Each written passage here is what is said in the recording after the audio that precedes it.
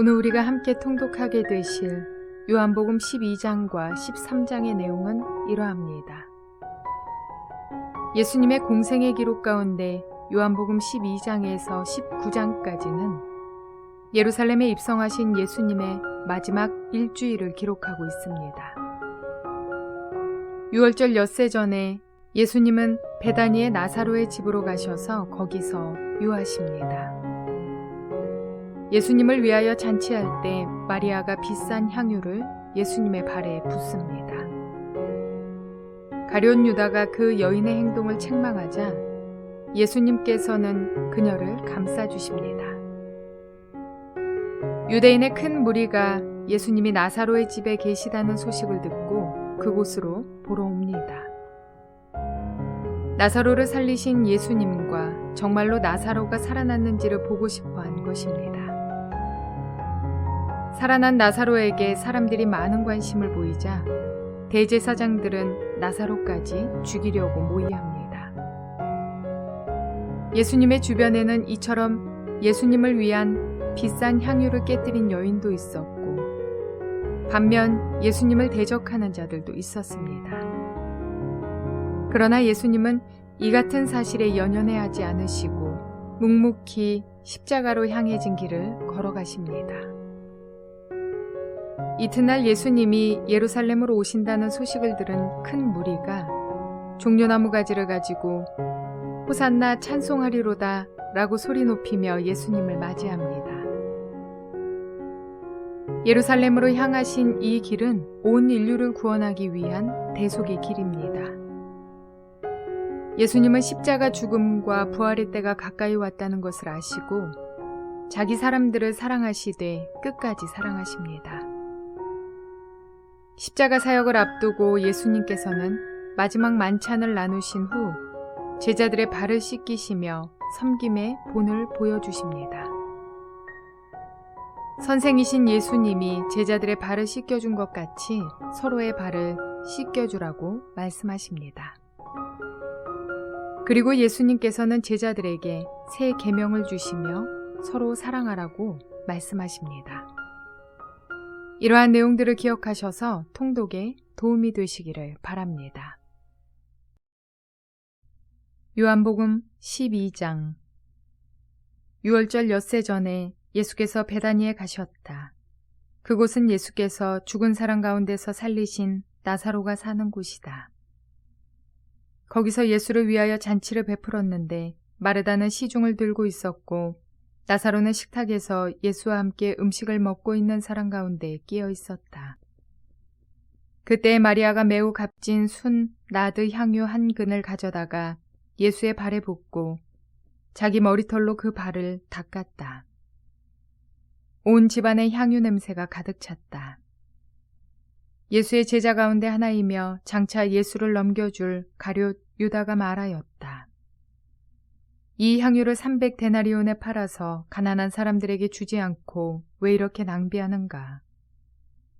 그가 이렇게 말한 것은 가난한 사람을 생각해서가 아니다.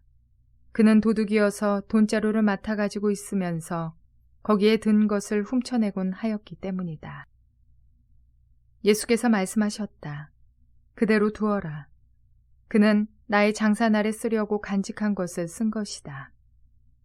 가난한 사람들은 언제나 너희와 함께 있지만 나는 언제나 너희와 함께 있는 것이 아니다. 유대 사람들이 예수가 거기에 계신다는 것을 알고 크게 떼를 지어 몰려왔다. 그들은 예수를 보려는 것만이 아니라 그가 죽은 사람들 가운데서 다시 살리신 나사로를 보려는 것이었다. 그래서 대제사장들은 나사로도 죽이려고 모의하였다. 그것은 나사로 때문에 많은 유대 사람이 떨어져 나가서 예수를 믿었기 때문이다. 다음 날에는 명절을 지키러 온 많은 무리가 예수께서 예루살렘에 들어오신다는 말을 듣고 종려나무 가지를 꺾어 들고 그분을 맞으러 나가서 호산나 주님의 이름으로 오시는 이에게 복이 있기를, 이스라엘의 왕에게 복이 있기를 하고 외쳤다. 예수께서 어린 나귀를 보시고 그 위에 올라타셨다. 그것은 이렇게 기록한 성경 말씀과 같았다. 시온에 따라 두려워하지 말아라. 보아라, 내 임금이 어린 나귀를 타고 오신다. 제자들은 처음에는 이 말씀을 깨닫지 못하였으나 예수께서 영광을 받으신 뒤에야 이것이 예수를 두고 기록한 것이며 또 사람들도 그에게 그렇게 대하였다는 것을 회상하였다. 또 예수께서 무덤에서 나사로를 불러내어 죽은 사람들 가운데서 살리실 때에 함께 있던 사람들이 그 일어난 일을 증언하였다. 이렇게 무리가 예수를 맞으러 나온 것은 예수가 이런 표징을 행하셨다는 말을 들었기 때문이다. 그래서 바리새파 사람들이 서로 말하였다. 이제 다 틀렸소. 보시오. 온 세상이 그를 따라갔소. 명절에 예배하러 올라온 사람들 가운데 그리스 사람이 몇 있었는데 그들은 갈릴리 벳세다 출신 빌립에게로 가서 청하였다. 선생님, 우리가 예수를 뵙고 싶습니다. 빌립은 안드레에게로 가서 말하고 안드레와 빌립은 예수께 그 말을 전하였다. 예수께서 그들에게 대답하셨다. 인자가 영광을 받을 때가 왔다. 내가 진정으로 너희에게 말한다. 밀알 하나가 땅에 떨어져서 죽지 않으면 한 알 그대로 있고 죽으면 열매를 많이 맺는다. 자기의 목숨을 사랑하는 사람은 잃을 것이요. 이 세상에서 자기의 목숨을 미워하는 사람은 영생에 이르도록 그 목숨을 보존할 것이다. 나를 섬기려고 하는 사람은 누구든지 나를 따라오너라. 내가 있는 곳에는 나를 섬기는 사람도 나와 함께 있을 것이다. 누구든지 나를 섬기면 내 아버지께서 그를 높여주실 것이다. 지금 내 마음이 괴로우니 무슨 말을 하여야 할까? 아버지, 이 시간을 벗어나게 하여 주십시오 하고 말할까? 아니다. 나는 바로 이 일 때문에 이 때에 왔다. 아버지, 아버지의 이름을 영광스럽게 드러내십시오. 그때에 하늘에서 소리가 들려왔다. 내가 이미 영광되게 하였고 앞으로도 영광되게 하겠다. 거기에 서서 듣고 있던 무리 가운데서 더러는 천둥이 울렸다고 하고 또 더러는 천사가 그에게 말하였다고 하였다. 예수께서 대답하셨다. 이 소리가 난 것은 나를 위해서가 아니라 너희를 위해서이다. 지금은 이 세상이 심판을 받을 때이다. 이제는 이 세상의 통치자가 쫓겨날 것이다. 내가 땅에서 들려서 올라갈 때에 나는 모든 사람을 내게로 이끌어올 것이다. 이것은 예수께서 자기가 당하실 죽음이 어떠한 것인지를 암시하려고 하신 말씀이다. 그때의 무리가 예수께 말하였다. 우리는 율법에서 그리스도는 영원히 살아계시다는 것을 배웠습니다. 그런데 어떻게 당신은 인자가 들려야 한다고 말씀하십니까? 인자가 누구입니까? 예수께서 그들에게 대답하셨다. 아직 얼마 동안은 빛이 너희 가운데 있을 것이다. 빛이 있는 동안에 걸어 다녀라. 어둠이 너희를 이기지 못하게 하여라. 어둠 속을 다니는 사람은 자기가 어디로 가는지를 모른다. 빛이 있는 동안에 너희는 그 빛을 믿어서 빛의 자녀가 되어라. 이 말씀을 하신 뒤에 예수께서는 그들을 떠나서 몸을 숨기셨다. 예수께서 그렇게 많은 표징을 그들 앞에 행하셨으나 그들은 예수를 믿지 아니하였다. 그리하여 예언자 이사야가 한 말이 이루어졌다. 주님, 우리가 전한 것을 누가 믿었으며 주님의 팔이 누구에게 나타났습니까? 그들이 믿을 수 없었던 까닭을 이사야가 또 이렇게 말하였다. 주님께서 그들의 눈을 멀게 하시고 그들의 마음을 무디게 하셨다. 그것은 그들이 눈이 있어도 보지 못하게 하고 마음으로 깨달아서 돌아서지 못하게 하여 나에게 고침을 받지 못하게 하려는 것이다. 이사야가 이렇게 말한 것은 그가 예수의 영광을 보았기 때문이다. 이 말은 그가 예수를 가리켜서 한 것이다. 지도자 가운데서도 예수를 믿는 사람이 많이 생겼으나 그들은 바리새파 사람들 때문에 믿는다는 사실을 드러내지는 못하였다. 그것은 그들이 회당에서 쫓겨날까 봐 두려워하였기 때문이다. 그들이 하나님의 영광보다도 사람의 영광을 더 사랑하였다. 예수께서 큰 소리로 말씀하셨다.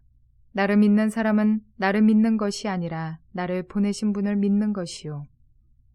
나를 보는 사람은 나를 보내신 분을 보는 것이다. 나는 빛으로서 세상에 왔다. 그것은 나를 믿는 사람은 아무도 어둠 속에 머무르지 않도록 하려는 것이다. 어떤 사람이 내 말을 듣고서 그것을 지키지 않는다 하더라도 나는 그를 심판하지 아니한다. 나는 세상을 심판하러 온 것이 아니라 구원하러 왔다. 나를 배척하고 내 말을 받아들이지 않는 사람을 심판하시는 분이 따로 계시다. 내가 말한 바로 이 말이 마지막 날에 그를 심판할 것이다. 나는 내 마음대로 말한 것이 아니다. 나를 보내신 아버지께서 내가 무엇을 말해야 하고 또 무엇을 이야기해야 하는가를 친히 나에게 명령해 주셨다. 나는 그의 명령이 영생인 줄 안다.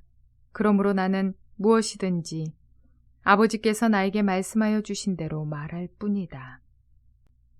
요한복음 13장. 유월절 전에 예수께서는 자기가 이 세상을 떠나서 아버지께로 가야 할 때가 된다는 것을 아시고 세상에 있는 자기의 사람들을 사랑하시되 끝까지 사랑하셨다. 저녁을 먹을 때에 악마가 이미 시몬 가룟의 아들 유다의 마음속에 예수를 팔아넘길 생각을 불어넣었다. 예수께서는 아버지께서 모든 것을 자기 손에 맡기신 것과 자기가 하나님께로부터 왔다가 하나님께로 돌아간다는 것을 아시고 잡수시던 자리에서 일어나서 겉옷을 벗고 수건을 가져다가 허리에 두르셨다. 그리고 대야에 물을 담아다가 제자들의 발을 씻기시고 그 두른 수건으로 닦아주셨다. 시몬 베드로의 차례가 되었다. 그때 베드로가 예수께 말하였다. 주님, 주님께서 내 발을 씻기시렵니까? 예수께서 그에게 대답하셨다. 내가 하는 일을 지금은 네가 알지 못하나 나중에는 알게 될 것이다. 베드로가 다시 예수께 말하였다. 아닙니다. 내 발은 절대로 씻기지 못하십니다. 예수께서 그에게 말씀하셨다. 내가 너를 씻기지 아니하면 너는 나와 상관이 없다. 그러자 시몬 베드로는 예수께 이렇게 말하였다. 주님, 내 발뿐만이 아니라 손과 머리까지도 씻겨주십시오. 예수께서 그에게 말씀하셨다. 이미 목욕한 사람은 온몸이 깨끗하니 발밖에는 더 씻을 필요가 없다. 너희는 깨끗하다. 그러나 다 그런 것은 아니다. 예수께서는 자기를 팔아넘길 사람을 알고 계셨다. 그러므로 너희가 다 깨끗한 것은 아니다 하고 말씀하신 것이다. 예수께서 제자들의 발을 씻겨주신 뒤에 옷을 입으시고 식탁에 다시 앉으셔서 그들에게 말씀하셨다. 내가 너희에게 한 일을 알겠느냐? 너희가 나를 선생님 또는 주님이라고 부르는데 그것은 옳은 말이다. 내가 사실로 그러하다. 주이며 선생인 내가 너희의 발을 씻겨주었으니 너희도 서로 남의 발을 씻겨주어야 한다. 내가 너희에게 한 것과 같이 너희도 이렇게 하라고 내가 본을 보여준 것이다. 내가 진정으로 너희에게 말한다. 종이 주인보다 높지 않으며 보냄을 받은 사람이 보낸 사람보다 높지 않다. 너희가 이것을 알고 그대로 하면 복이 있다. 나는 너희 모두를 가리켜서 하는 말이 아니다. 나는 내가 택한 사람들을 안다. 그러나 내 빵을 먹는 자가 나를 배반하였다 한 성경 말씀이 이루어질 것이다. 내가 그 일이 일어나기 전에 너희에게 미리 말하는 것은 그 일이 일어날 때에 너희로 하여금 내가 곧 나임을 믿게 하려는 것이다. 내가 진정으로 너희에게 말한다. 내가 보내는 사람을 영접하는 사람은 나를 영접하는 사람이요. 나를 영접하는 사람은 나를 보내신 분을 영접하는 사람이다. 예수께서 이 말씀을 하시고 나서 마음이 괴로우셔서 환히 드러내어 말씀하셨다. 내가 진정으로 너희에게 말한다. 너희 가운데 한 사람이 나를 팔아넘길 것이다. 제자들은 예수께서 누구를 두고 하시는 말씀인지 몰라서 서로 바라다 보았다. 제자들 가운데 한 사람, 곧 예수께서 사랑하시는 제자가 바로 예수의 품에 기대어 앉아 있었다.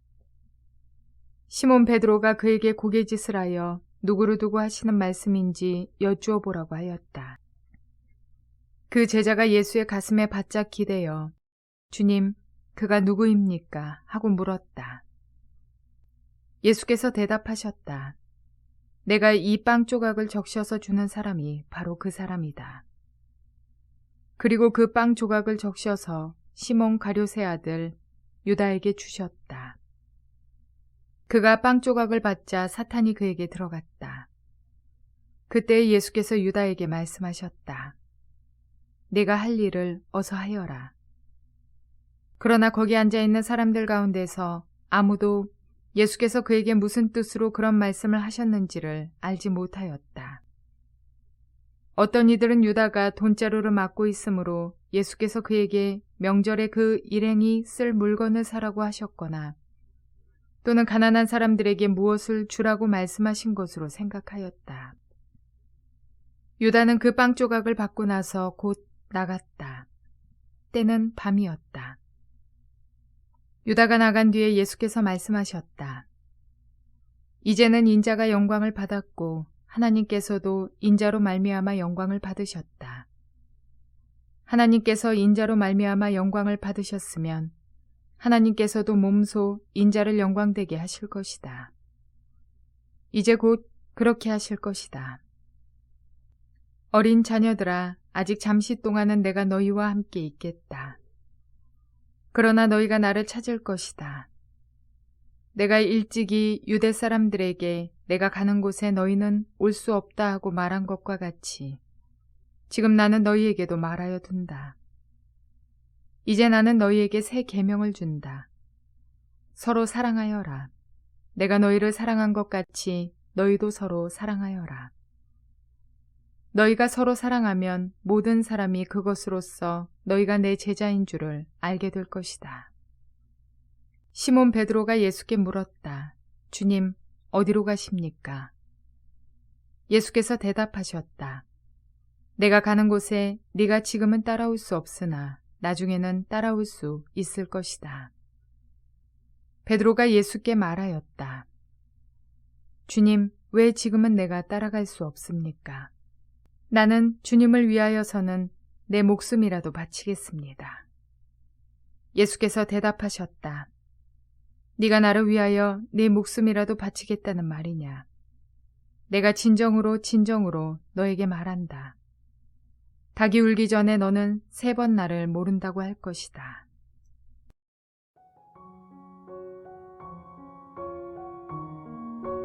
예수님께서 우리에게 새 계명을 주셨습니다. 내가 너희를 사랑한 것 같이. 주님이 우리를 어떻게 사랑하셨는지 되돌아보면 제자들과 동거동락하시면서 가난하고 소외된 자들을 향해 불쌍히 여기시는 마음, 그리고 위로의 말씀을 선포하시고 상처를 어루만지시는 그 따뜻함과 끝없이 섬김의 모습을 보여주셨습니다. 그리고 새 계명을 통해서 너희도 서로 사랑하라 라고 명하셨습니다. 그러나 우리의 죄악된 마음은 나와 의견만 조금 안 맞아도 그를 거절하는 마음, 그리고 나에게 불만을 드러내면 그가 미워지는 마음, 또한 원수 같은 사람을 향하여는 마음으로 12번씩 죽이는 악한 생각들. 그러다가 주님의 말씀이 기억나면 그나마 말씀을 가지고 싸우기는 하지만 미워하지 않는 것으로 만족하며 살아갑니다. 그러나 우리는 미워하지 않는 것으로 만족하는 자들이 아니라 사랑하는 자들이 되라는 것이 주님이 주신 새 계명입니다.